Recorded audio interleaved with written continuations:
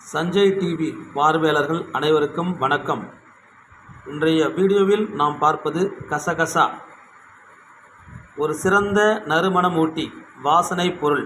ஒரு சிறந்த மூலிகையாகவும் உணவாகவும் நமக்கு பல விதங்களில் பயன்படுகிறது. இவற்றை நாம் பயன்படுத்தும் முறை மிக சரியாக கையாள வேண்டும்.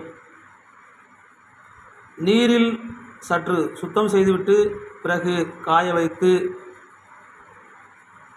வாணலில் போட்டு நன்கு வறுத்து பிறகு பொடி செய்து கொள்ள வேண்டும்.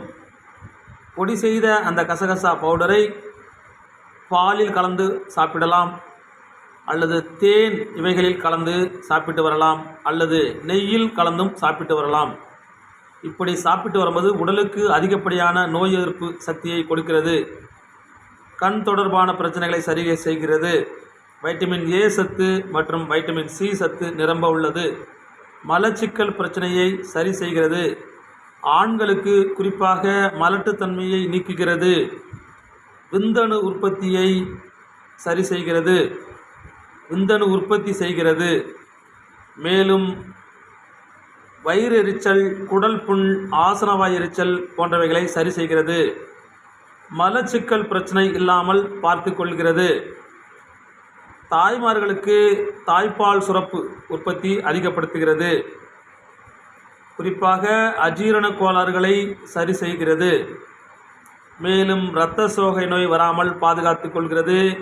இதயம் தொடர்பான நோய்களை சரி செய்து கொள்கிறது. மேலும் பல உடலுக்கு ஏராளமான நன்மைகளை தருகிறது. இவற்றை சுத்தம் செய்து நீரில் இவை போன்று கொஞ்ச நேரம் ஊற வைக்கலாம். ஊற வைத்த பின் இதில் வருகின்ற பால் வெண்மை நிறத்தில் இருக்கும். அந்த பாலை மட்டும் வடிகட்டி கூட குடித்து வரலாம். இப்படி குடித்து வரும்போது உடலுக்கு ஏராளமான நன்மைகளை தருகிறது.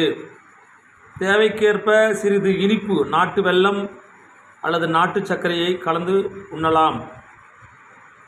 பலவிதமான அற்புத பலன்களை தரக்கூடிய கசகசாவை தரமறிந்து உபயோகப்படுத்த வேண்டும். அளவுக்கு அதிகமாகவும் பயன்படுத்திக் கொள்ளக்கூடாது.